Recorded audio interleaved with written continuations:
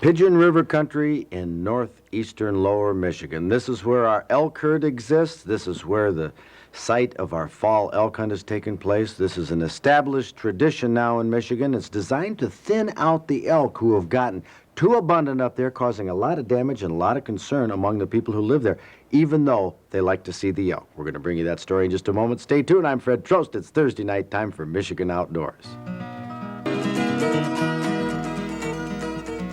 The Pigeon River country, a wild area in the northeastern lower peninsula, is the only habitat in Michigan large enough and wild enough with the right kind of vegetation to support an elk herd in this state. The transplanted herd has grown to over 1,000 animals. They weigh anywhere from 500 to 1,000 pounds each. They eat a lot, they compete with the deer, and with their numbers so high, the local residents regard the elk as a mixed blessing. You don't like elk, do you? Oh, I love elk. I love to see them, but I just don't like them doing damage to my crops and taking my livelihood away. Well, what kind of damage do they do? It's the destruction from their hooves and the destroying of the fences. It's more they're playing around and just wandering. The ones we get here are wandering nomads. They just travel the country. Well, you're right in the middle of a large block of state land here. Yeah. And you're the only farmer around? I'm the only guy that's actively farming in this area, yes. The next closest farm will be 4 miles away. What crops do they seem to prefer to destroy? They prefer the alfalfa, probably the number 2 crop. Navy beans or kidney beans is number 1. Then they'll move into the barley and the wheat. I just was inside the house and I looked at all kinds of pictures you'd taken at elk and you were showing them off. Do you really think that if they're causing you a problem, how can you like them so much? I love the wildlife. I'm a hunter from the word go. I love to hunt and fish. My dad told me I'd rather hunt and fish than eat. But I still love the wildlife. It's just that I don't like them here taking my livelihood away. Fred Williams sees a lot of elk damage on his farm, but Andy Kozuski says the 20,000-acre Canada Creek Club, a private hunting club, sees a big detrimental effect too.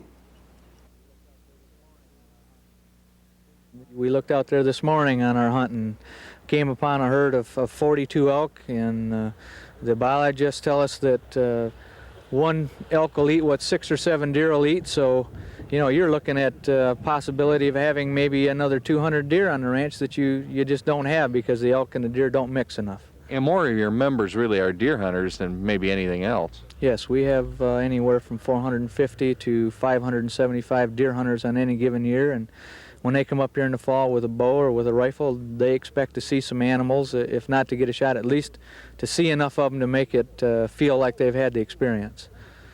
What are the elk actually, what have they done over this 20 square miles as far as damage? Well, we can take you out to any of our cuttings that we try and do. We used to do cuttings of 30, 40 acres in aspen cuts. Now we're up to 60 to 80 acres. And the elk will come into one of those areas in the spring or late winter, and they're like a herd of cattle. They'll eat them up. They'll eat everything up that's there, and they just don't move out. A deer will go through and munch and come back in a couple days and munch again, but an elk will stay right there till he cleans out the whole area and then move on to the next one. So they destroy everything that you try and do for the deer, elk, grouse population of the ranch. In order to protect their winter supplemental deer feeding program, Canada Creek has had to build exclosures to keep the elk out of the deer food.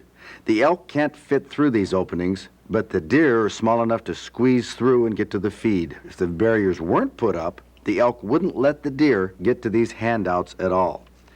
75-year-old John Deervang has been watching the elk herd grow and sees the value of the elk as well as the problems they've been causing. You really, at the ranch, don't like the elk much, do you? Oh, I wouldn't say that. In other words, elk viewing by the general membership, winter, fall, summer, all the time. I mean, we have lots of people who come over here, who come up here every year just to go out and see the elk. But the big problem with the elk is that when we have too many of them, we lose too many of our our aspen cuttings, because they move into a cutting and they keep on chewing it and chewing it and chewing it down. And after about 3 years of browsing, if they browse it down to a little bit better than the width of my thumb, we lose the cutting. And that is what the objection that we have to too many elk, but we certainly wouldn't want to eliminate all of the elk here. There are those who would like to eliminate all of the elk from the Pigeon River and allow the native wildlife, the deer, the grouse, to have the benefit of all the available food. Then there are those who would like to let the herd's population climb unchecked so the public can see them from roadsides any time of year. Is there a conflict between the ability to see elk in the Pigeon River and the hunt? Well, a study at Michigan State University under researcher Dean Breyer says no. Have you noticed that the hunt has made any difference on or any impact on the elk herd? Well, we conduct what we call flight distance sampling, and we're trying to look at the effect of the hunt on the visibility. And so far, there has been no effect. The flight distance has remained the same from before the hunt and as it is after, and it's about 55 yards. That means that a flight distance was what? Flight distance is the distance which you can approach an elk without causing it to run. So you walk towards them until they run off, then you measure the distance from where you were to where the elk was just before it ran off. And the hunt doesn't seem to affect how close you can get to these elk? Hasn't yet. And the reason for that probably is the short duration of the hunts, with most of these guys killing your animal in 3 days. And so the elk really don't have to put up with humans out there hunting them for very long periods of time. Right, real short periods. What's it like to hunt elk in Michigan? At the Canada Creek Club, where they hoped hunters would remove up to 25 elk from the area, it's an experience that has a lot of attention, cooperation, and control. We try to make it a good experience for the hunter. We try to make it a clean, wholesome experience for all the people that are involved, and we do it with a minimum of fanfare so that we're looking at it from a harvest standpoint. We're not looking at it from a Western hunt. It's not a Western hunt. It's a harvest of a resource, and we've assured them that they'll still have plenty of animals to look at when they come up here in the spring, summer, and fall. And maybe you'll have a few more deer if you can take enough elk off from the place. That's certainly what we hope we can accomplish over these years, and we've had some good cooperation with the DNR. 10 years down the road, we hope we can look back at this and say we did the right thing for both the elk lookers, the elk hunters, and the resource and experience at Canada Creek. 93 of the 95 lucky hunters took elk this year. It was a quiet hunt, a short hunt, but an important hunt in Michigan outdoors.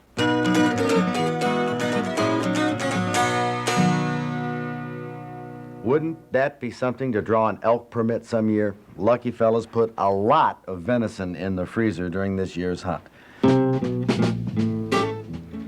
Here's the kind of buck that bow hunters' dreams are made of, enough gnarls, knobs, and tines to give it 13 points.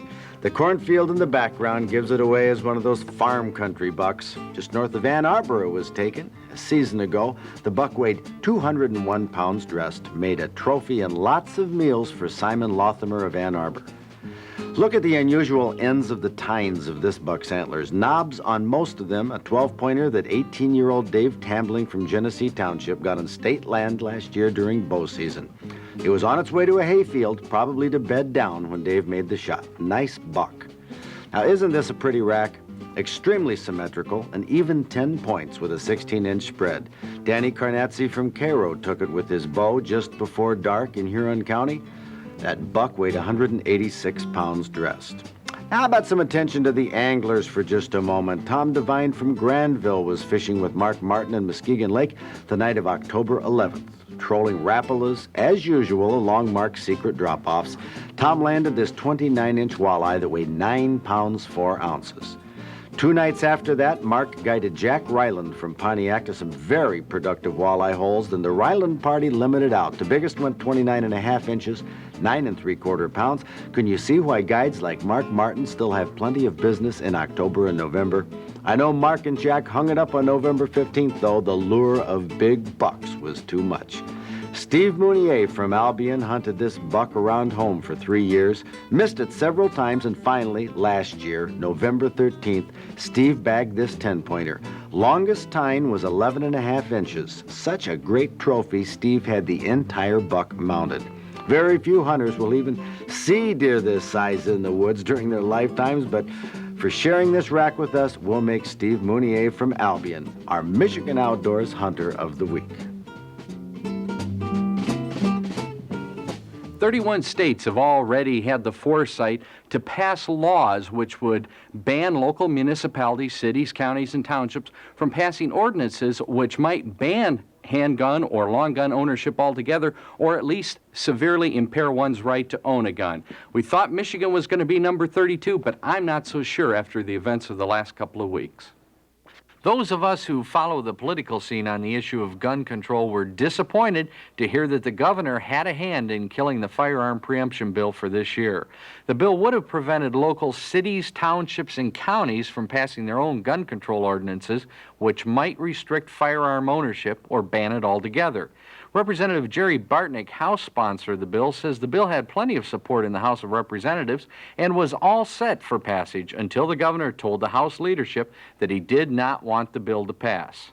NRA lobbyist Chuck Cunningham told me he was shocked when he heard Blanchard help scuttle the bill because of the governor's pro-gun record. And I have to admit, so was I. One of the types of ordinances the bill would have prevented is like the one that's being proposed in the city of East Lansing. The ordinance, if passed, would require those who own handguns that are already registered with the state to again have them registered with the city. The proposal also defines a handgun as any gun that can be shot with one hand. It would also prevent anyone from transporting a handgun through East Lansing without a permit. Who knows whether the proposal will pass, but it is slated for a public hearing January 6th. One veteran street cop from East Lansing told me that as far as he was concerned, the ordinance wouldn't do a darn thing to help solve crime in the city, but would wind up harassing normally law-abiding citizens. And there could have been a lot more venison in the freezers of Michigan deer hunters this year if only they had received their antlerless permits. It turns out that a number of hunters were selected to receive the any deer permits but never got them in the mail. They became suspicious when they didn't receive a permit or a postcard saying they hadn't been drawn. According to DNR wildlife personnel, all of the permits were mailed out, but the post office apparently didn't get them all delivered. Nobody knows or has any way of finding out how many were lost, but at least for the next year, the DNR will go to putting the permits in an envelope, hoping for better treatment at the post office and at hunters' homes where sometimes they get thrown out with the junk mail. The Point Moulier shooting range has been closed at least temporarily until the DNR makes a decision whether it will underwrite part of the cost of operation. The range is located in the Downriver Detroit area and served over 10,000 shooters last year. The DNR had farmed out the operation of the range to a private vendor over a year ago in order to keep the range open. Now it turns out that the private group can't make a profit running the range unless they get some help from the DNR. The DNR is currently trying to reopen the range with a small subsidy to the private vendor, but won't know whether or not the money will be available until at least next week. Until then, downriver shooting enthusiasts will have to wait and see if they'll have a place to shoot. And grayling are coming back to Michigan thanks to the state of Wyoming. It's been just about a century since lumbering and overfishing played a role in the grayling's demise. But now there's hope that in a few places in Michigan, the grayling will thrive. A little over 100,000 fingerlings are being raised for release next year. Likely spots are streams in the Pictured Rocks National Lakeshore area and several UP lakes. There is some talk, however, that the main stream of the Osable River below the Mayo Pond may receive some plants of grayling too. And although biologists say the grayling from Wyoming are a hardy fish, previous plantings of grayling in Michigan have not been successful. Bob, couple more important reminders at this time of year. 6 more shopping days till Christmas. We all knew that, but did you know there's 333 more days until the opening of firearm deer season 1987? And for that, I can hardly wait. The countdown begins. In fact, speaking about that, a letter from Tommy Jewell of Milan, Michigan. She writes and says, I am a 23-year-old housewife, and this year's firearm season will be my first hunting in southern Michigan. What type of shotgun would you recommend for me? I would recommend a 20 gauge, which is an ideal all-around gauge for anybody except for maybe for waterfowl hunting. I would recommend probably a youth model shotgun like this one, this Winchester. Youth model means it has a shorter stock, which is a little easier for ladies and for kids to use. It is lighter weight, so it's easy to carry around. It's a pump action. I'd recommend a pump as a good all-around gun. It'll hold multiple shots. It's safe because it has a safety on it. You have to rack the gun each time you shoot. You can check to see if it's loaded. You can mount a scope on it for deer hunting. You can shoot slugs with it. I can't imagine anything better than a 20 gauge pump. I don't think so either, unless you feel that you can get right out there and handle the 12 gauge, but that they really belt you around. 12 gauge, today's modern 20 gauge is every bit as good as the 12 gauges you bought maybe 5 or 10 years ago, ballistically. So I'd go with a 20 gauge, a good ladies gun, good kids gun, good adult gun. Good gun for deer hunting. That's right. Now your turn, folks, see if you can answer this question in our outdoor quiz. In an average year in Michigan, of 100 handguns confiscated by law enforcement agencies, how many will be registered? The state of Michigan records show that only 17% of handguns used in crimes have been registered, while 83% are black market guns with no previous registration records. Hunters and shooters. It's time we've got to talk about something really that relates to our Outdoors Forever program. You know, this program started with handicappers, but it's grown to involve much, much more. It's grown to involve all of us, from youth right on up to the senior citizens. Saw an article the other day that was very distressing in the paper.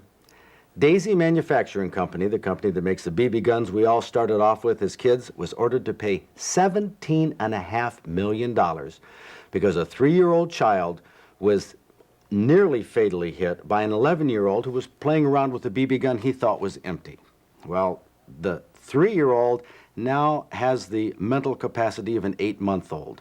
And the judge says because this BB gun was, you couldn't tell actually whether it was ready to fire, whether BBs were in it or not, especially when it gets low on BBs.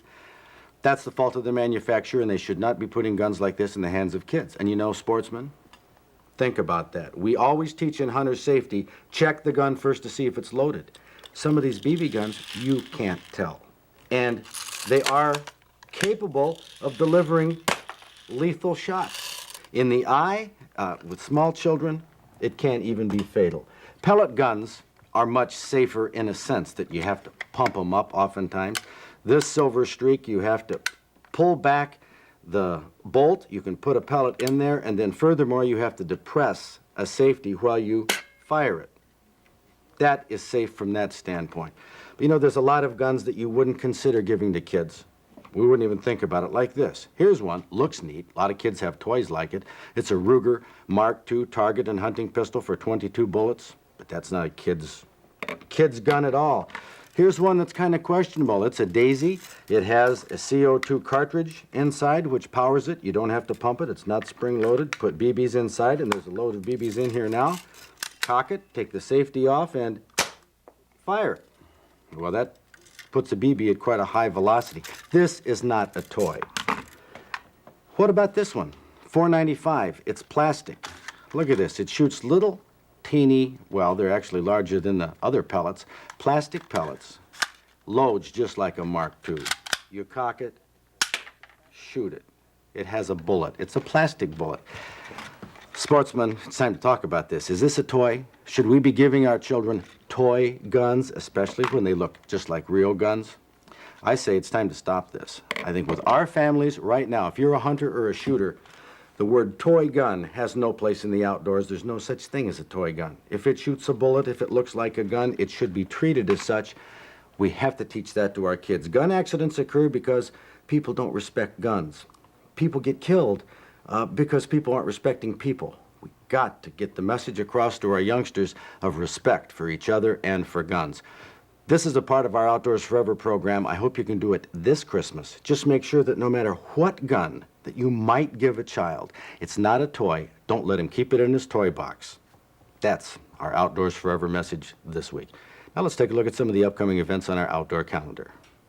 This venison could be elk, it could be deer, it could be moose. Anything Yes. this time of year. At this time of year, right, this is a venison recipe called Venison Baked Chops, and it was sent in by Debbie West from Gregory in our Fish and Wild Game Cooking Contest last March. It's good. It's got different ingredients in it. It is. It's almost like a venison cobbler. Yeah, that's right. Is what it's like. Just exactly. Taking a look at some of the ingredients we have in there, Kathy, the reason we They call it. are cobbler ingredients. Now this is Loin. venison loin that I got Yes, this year. FT. Yes, we see that. Shake and bake. Yeah, right. Sugar, your cinnamon and nutmeg, which would go in your cobbler, and flour, which was just kind of thicken your apples. And we've got 6 apples that we've pared and chopped, and they go into a butter dish. And you do add sugar to it, about a half a cup, and your cinnamon and nutmeg. Okay, now, like I say, the flour is just for thickening. because you do want it to thicken down a little bit. Your apples will cook down naturally anyway, and you just want this to thicken it a little bit. You use ground cinnamon. Now this is ground very, very fine. This time of year you smell cinnamon sticks and cider and everything else. And ground nutmeg. Like I say, it's ground very fine. You barely see the difference in those. Now, those apples right there make a great dessert, Just a great like side that, dish. with this topping on them. Right, just like that. We're going to coat the venison chops, and we're going to use steak here instead of chops. Well, same thing. People call them chops if they have a bone in them. I bone the deer out. And right here you're unwrapping. There it is, a saran wrap. Yes, I finally got to the end of it. Well, this is how you should wrap meat, wrap venison. Stays very, now very good. that grayish, whitish Yep, piece there, that's the piece you want to remove. that's called fell. That is Yep. very tough. We'll So show you is how skin. tough it is in just a second. Can't even poke a finger through it. You can skin that off just like filleting a fish when you Yep. skin the fillet of a fish. If you trim off that little piece of meat, it is. It makes all the difference in the world. It really does. There it And- is. It stretches. Look at that. Now see here? That's that fell. Can't even poke your finger through it. Why would anybody want to cook that up and try to eat it? You can't bite it. I mean, you know, can't put your teeth through it. Okay, now you put these chops, steaks in the shake and bake. And this is pork shake and bake. That's what this recipe, well, it doesn't really taste like it with the meat, but it seems like a pork recipe. Then I'm just going to lay these on top. And it doesn't take very long. You only want it cooked about a half hour. And here they are. You can see in the recipe the cinnamon, the nutmeg on top. And Bob, you ready for another one? Yeah, I'll have another. Yeah, I'll have If another. I'm forced to, what the heck? Now, you ate all your apples. You thought they were a little too sweet in the cooking contest. Yeah. I'm not a big fan of a recipe like this that mixes apples and meat. I don't like any kind of a fruit in the meat. Well, I can tell you, you have a real aversion So to what it. what I did was I separated them out and I ate them separate. Ate them but if this is a number one stuff. You It can is good. You can see here that this is done all the way through. I tend to like to have my venison not quite so done. That's right. Well, there, it's a little pinker right there. Yep. But it does flake right apart. Flakes right apart because it is boneless. It doesn't Oh, have any yeah. of the fell.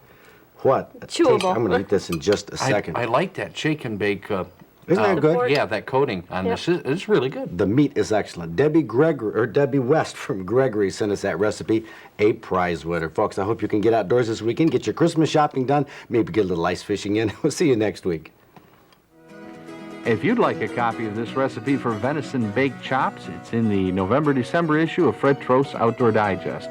Also included in this issue of the Digest are articles on freak deer antlers, deer beds, and bullet performance.